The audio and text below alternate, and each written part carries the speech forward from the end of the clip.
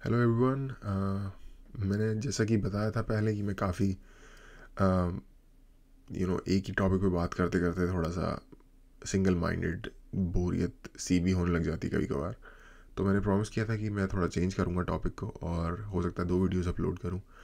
तो मैं देख रहा था कि जियो पॉलिटिक्स में क्या चल रहा है, और एक मुझे वीडियो दिखी अभिजीत चावड़ा जी की। इसमें ये बात कर रहे हैं कि इंडिया को क्या करना चाहिए अगर चाइना ताइवान पे हमला कर देता है। बहुत ही पर्टिनेंट है अभी के टाइम के हिसाब से इशू, और बहुत ही क्यूरियस इशू भी है कि अगर मेरे से पूछो, अगर आपने मेरा इस पे पहले का स्टांस देखा, आपको पता है कि मुझे क्या करना चाहिए।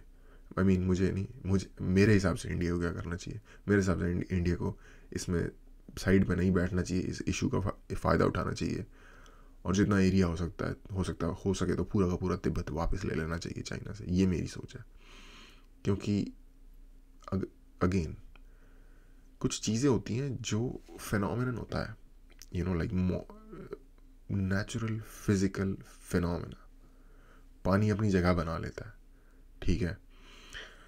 इसी तरीके से एक फिनोमिना नेचुरल ये है, चाइना जैसी कंट्री जो कि एक बुलिश बिहेवियर शो कर रही है, अगर वो ताइवान से वॉर करती है और जीत जाती है तो कॉन्सिक्वेंसेस सोचो। पूरी दुनिया की सेमीकंडक्टर इंडस्ट्री पे उनका टोटल कब्जा हो जाएगा।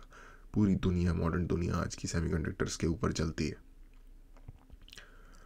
वो लोग अभी जितने पावरफुल हैं और बहुत ज़्यादा पावरफुल हो जाएंगे। उनकी जो आक्रामक सोच है, जो हमला करने वाली, कब्जा करने वाली सोच है, वो और बढ़ जाएगी। एक पता नहीं, बहुत छोटे होते मैं देखा था मैंने किसी सोसाइटी के गेट पे कि अगर आपके पड़ोसी के साथ गलत हो रहा है और आप आवाज़ नहीं उठाते तो अगला नंबर आपका है। तो सेम इस छोटे से लेवल से ये बड़े लेवल पे ये भी बात अप्लाई हो रही है। अगला नंबर हो सकता है आपका हो। तो इसलिए मुझे नहीं लगता 0% भी शांत बैठना चाहिए। बट एनीवे, मैं कौन होता हूँ अपनी बात का सजेशन देने वाला। अभिजीत चावड़ा जी की बात सुनते हैं। Luis Gerardo Escandón Alcazar says, if India assists the अच्छा, ये मैं अगर ये रियल नेम है तो ये बंदा मोस्ट लाइकली लैटिन अमेरिकन है।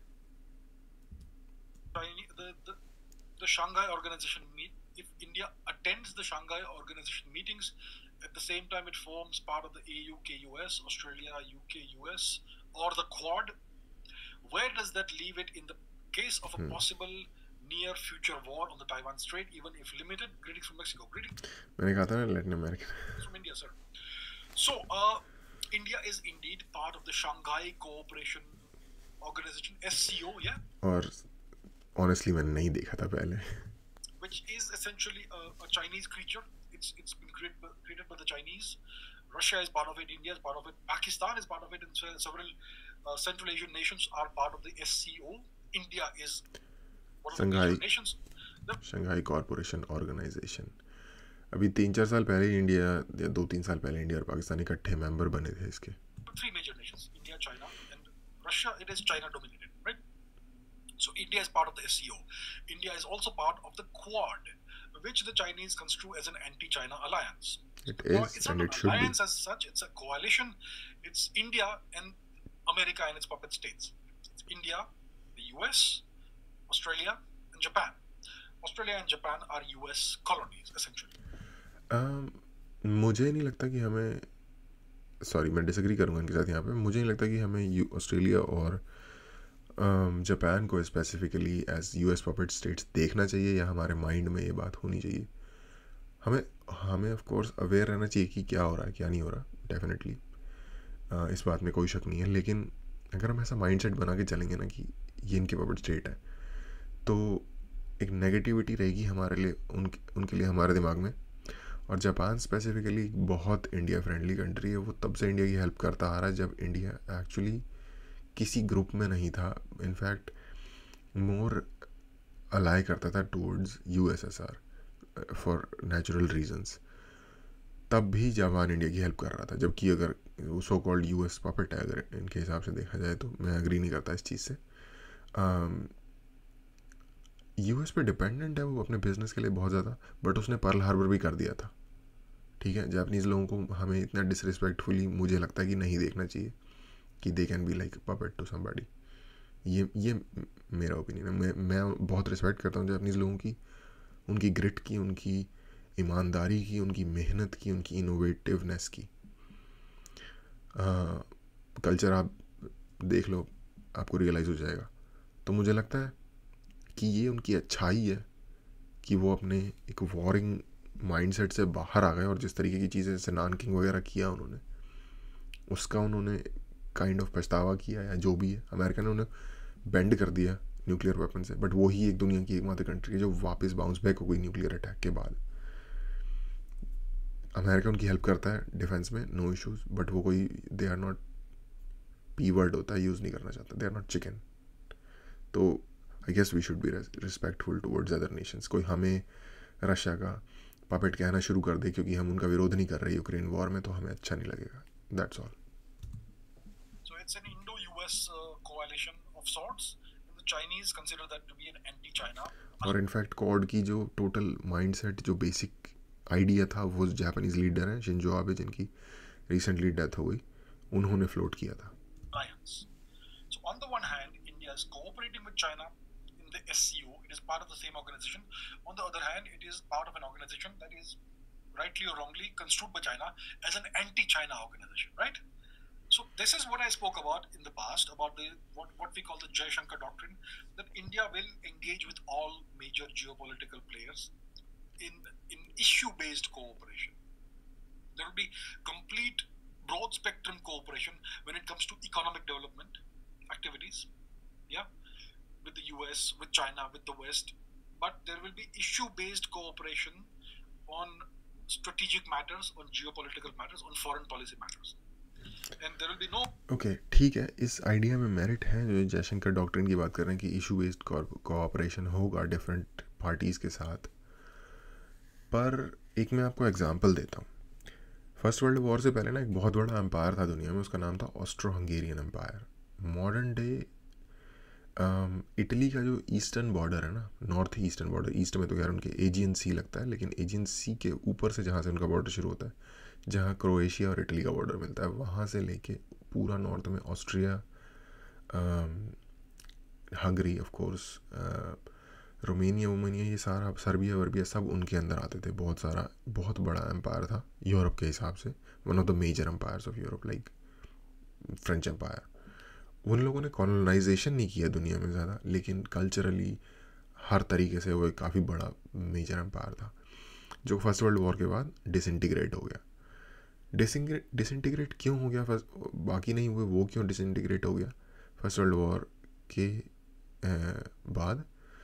क्योंकि उनकी कोई सेट पॉलिसी ही नहीं थी कि किस साइड जाना है। वो कहते हैं हम आपकी भी साइड हैं, आपकी भी साइड है, वो सबकी साइड थे, और कहते थे हम शांति लाएंगे, हम पीस लाएंगे। वो exactly kind of similar to what India is doing right now. मैं नहीं कह रहा कि सेम रिजल्ट होगा या ये गलत है, लेकिन उसका एक काइंड ऑफ प्रेसिडेंस जो मुझे लग रहा है, मुझे उसके जैसा दिखता है। और इस सिचुएशन का डायरेक्टली एक नेगेटिव इफेक्ट ही होता है, यार आप किसी के साथ उसकी प्रॉब्लम में हेल्प नहीं करोगे, कोई आपके साथ आपकी प्रॉब्लम में हेल्प नहीं करेगा। सिंपल लॉजिक है। अगेन मैं कह रहा हूँ ये गलत नहीं है, हो सकता है ये सही है, फ्यूचर ही बता सकता है इन चीज़ों का रिजल्ट कैसे टर्न आउट होता है, you know. But I think जो लीडर है उनको शायद ऑफकोर्स हमसे बहुत ज़्यादा पता होगा, और उनके पास ज़्यादा इन्फॉर्मेशन होगी, उनके पास ज़्यादा डेटा होगा, ज़्यादा एक्सपीरियंस होगा चीज़ों का। तो लेट्स होप कि वो सही दिशा में जाए। और बाय द वे जयशंकर साहब से मैं बहुत ज़्यादा लाइक सेटिस्फाइड हूँ, बट बहुत सारे लोग ना, जब वो किसी सामने वाली कंट्री को थोड़ा हड़का देते हैं, तो उससे वोयरिस्टिक प्लेजर लेते हैं, वो एक तरीके का कि हड़का दिया हमारे बंदे ने, क्या बात है।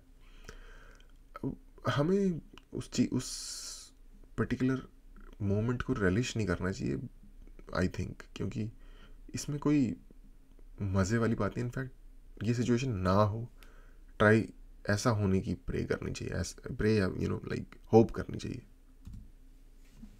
No cooperation when it comes to things that can impact India's national interest, which is why when it comes to China, there is not that much of economic cooperation, because the Chinese want to flood India with their cheap products and extract money out of India. That's what That's they why do India is not engaging with every economically also that much with China.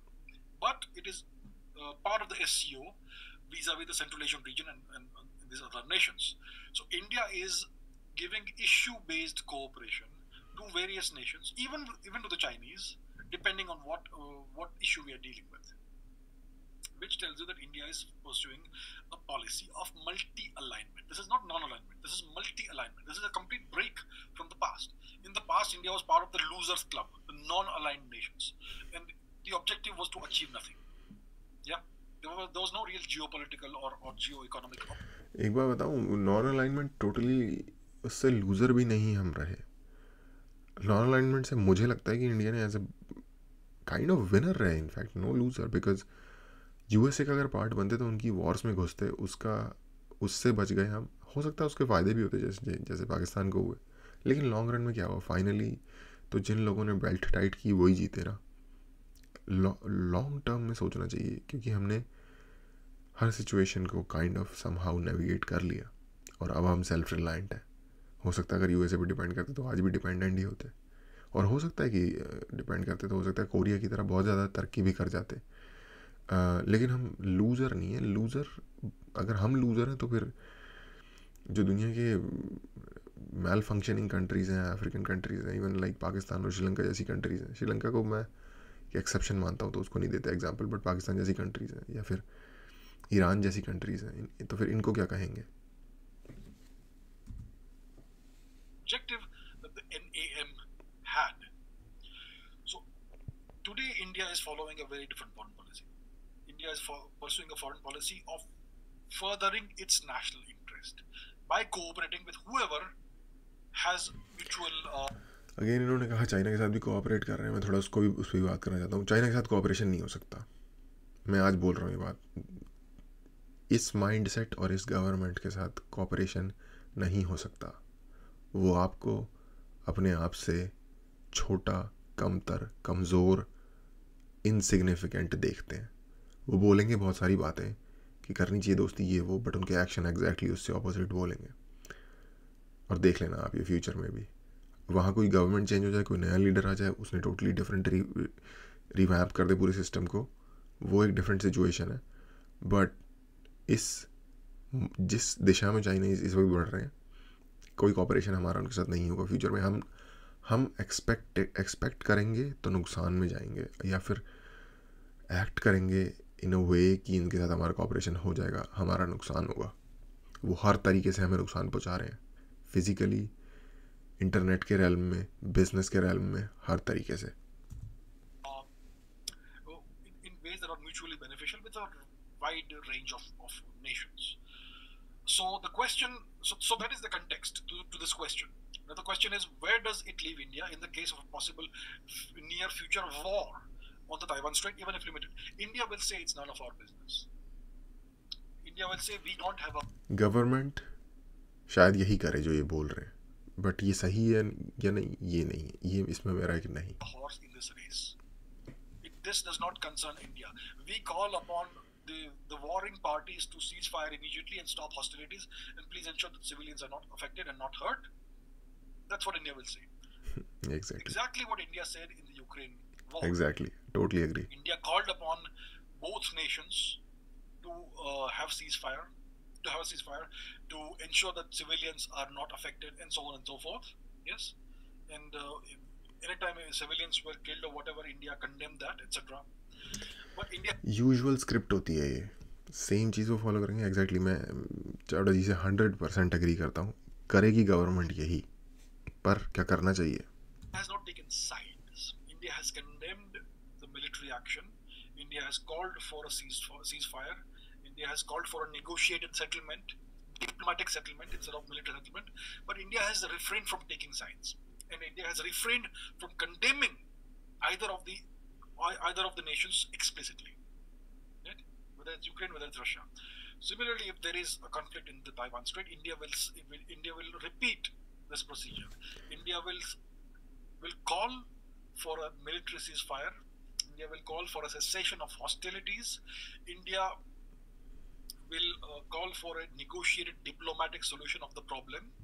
अच्छा, जब Ukraine Russia में India ये कर रहा है, तो फिर इसमें क्या प्रॉब्लम है कि इंडिया ये ना करे चाइना ताइवान में. चाइना ताइवान में ये प्रॉब्लम है कि रशिया ने हमारी टेरिटरी नहीं ऑक्यूपाई की हुई, चाइना ने हमारी टेरिटरी ऑक्यूपाई की हुई है और थ्रेट करता है मोर और ज़्यादा ऑक्यूपाई करने के लिए। फोर्सेस बॉर्डर पे अभी भी डिप्लॉयड हैं दोनों साइड से बहुत ज़बरदस्त मात्रा में, और वो लोग रोज़ नई कंस्ट्रक्शन, रोज़ नई री कर रहे हैं। ऐसी संधियाँ होने के बावजूद, ऐसे अरेंजमेंट्स होने के, अग्रीमेंट्स होने के बावजूद, जिसमें उनको बैक ऑफ करना था। क्योंकि हाँ, पता क्या उनके साथ क्यों नहीं हो सकती संधि? एक संधि होती है, एक अग्रीमेंट होता है, हम फॉलो करते हैं, वो फॉलो ही नहीं करते। यही पैटर्न रहा है शुरू से लेके आज तक, आप चेक कर लो। इसलिए उनके साथ ये वाला सेम प्रोसीजर फ़ायदेमंद नहीं है। ताइवान के साथ अगर उन्होंने लड़ाई की, वो रुके आपके कहने से, वो नोबडी गिव्स अ डैम, वो नहीं रुकेंगे आपके कहने से। अगर उन्हें हमला करना होगा, आपकी पब्लिक जनरल स्टेटमेंट का वेट नहीं कर रहे, ओह अच्छा ठीक है, ऐसे आपका वेट नहीं कर रहे वो, अगर उन्हें हमला कर ही दिया है तो फिर नहीं रुकने वाले वो। और जब वो कर लेंगे, और जब वो अगर जीत गए, अगर किसी ने नहीं रोका, यूएसए को हमें तारीफ़ करनी चाहिए उनकी इस बात पे, चाहे वो जो भी करते हो। जब when rubber meets the road, तो लड़ने के लिए वही जाते हैं पूरी दुनिया में। इस बात पे हमें उनकी तारीफ़ करनी चाहिए, चाहे जो मर्जी कह लो, ऑक्यूपेशनल ये वो फलाना ढमकाना। उनकी बिल्डिंग गिराई, उन्होंने जाके लड़ाई की अफगानिस्तान में। हमने क्या किया? कंधार में हमारा भी प्लेन हाईजैक हो गया था। तो सामने वाले को गालियाँ देना आसान होता है, बट एक होती है ऐसी कंट्री जो एक्शन ले रही है, और रिसोर्सेज का फ़र्क है, 100% है। बट अफगानिस्तान हमारे से तो बहुत पास था भाई। खैर वो छोड़ो, अगला नंबर आपका आ सकता है, अगर ताइवान का नंबर लगा दिया उन्होंने तो। India will demand that civilians are not targeted in any manner. This is what India will do, but India will refrain most likely from condemning any side, and India will refrain from getting involved in any way whatsoever. But of course, India will monitor the situation very closely, and in case certain advantageous conditions arise in certain ways, India will certainly take advantage of that, as any nation would. So that is how I see things going in the hypothetical scenario of a future war in the Taiwan Strait. If the war goes beyond the Taiwan Strait and becomes a widespread war, as wars tend to do sometimes, remember 1914? So if that happens, then India will take appropriate measures to defend its national interest and other interests. So that's how I see it. That's what I see happening. 1914 जो ये कह रहे हैं, उससे इनका reference first world war से है, और फर्स्ट वर्ल्ड वॉर सिर्फ इतनी सी बात पे शुरू हो गई थी कि जो मैंने आपको ऑस्ट्रिया हंगेरियन एम्पायर का एग्जांपल दिया था, स्ट्रेंज कि इन्होंने 1914 का रेफरेंस दे दिया in the end. Archduke Ferdinand एक राजकुमार था उसी डायनेस्टी का, उसी एम्पायर का, ऑस्ट्रो हंगेरियन एम्पायर का। वो सर्बिया उनके कंट्रोल में आता था, तो वो सर्बिया के विज़िट पे गया हुआ था, बेलग्रेड आई थिंक सर्बिया की राजधानी का नाम, जहाँ पे वहाँ का ऑफ कोर्स नेशनलिस्ट होंगे, हर कंट्री में नेशनलिस्ट होते हैं। इंडिया में नेशनलिस्ट थे जैसे भगत सिंह या और दूसरे फ्रीडम फाइटर्स। तो उनके जो नेशनलिस्ट थे, जो उनके नेशनलिस्ट थे, उनमें से एक इंसान था, उसका नाम था गैब्रिएल प्रिंसिप। उसने गोली मार दी उसको, उस राजा को, और आई थिंक अगर मैं गलत नहीं हूँ तो शायद उसकी जो रानी थी उसको भी गोली मार दी थी उसने। एनीवे वो मैटर नहीं करता। उस बात के ऊपर वहाँ से वॉर शुरू हुई है। उस मुद्दे से फर्स्ट वर्ल्ड वॉर के लेवल पे बात उठ गई, क्योंकि जर्मनी ने कहा कि नहीं, आपको बदला लेना चाहिए, एक दूसरे के ऊपर हमला कर दिया कंट्रीज़ ने। बट एनीवे कॉन्टेक्स्ट दे रहा था सिर्फ इस बात का। तो इन्होंने भी, जो मैंने एक्चुअली ओपनली कह दिया ना, इन्होंने उस चीज़ को बहुत ही कवर्ड तरीके से, if certain favorable conditions arise, India will take advantage of that, between the line read कर लो। बहुत ही डिसेंट तरीके से इन्होंने वही बात बोली है जो मैं एक्चुअली बोल रहा था, और करना भी हमें वही चाहिए। देखो पता है क्या है, कोई तगड़ा बंदा है और वो आपकी कॉलोनी में रह रहा है, और वो आपके सामने वाले आसपास के लोगों को, या किसी को भी, एक दुकान है उसको जाके लूट लेता है, और उसे कोई कुछ नहीं कहता, तो एक सिंपल ह्यूमन नेचर है, समझो कि वहाँ से वो अगला काम क्या करेगा, वो उस चीज़ को रिपीट करेगा, यू नो। ओके, तुम्हारा टाइमिंग। तो एनीवे, ये मेरा कहना था। हो सकता है मैं थोड़ा ज़्यादा भावुक हो गया हूँ, क्योंकि कभी कभार मुझे इंडिया की पॉलिसी फ्रस्ट्रेट कर देती है। बट एनीवे, आज के लिए इतना ही। देखने के लिए थैंक यू।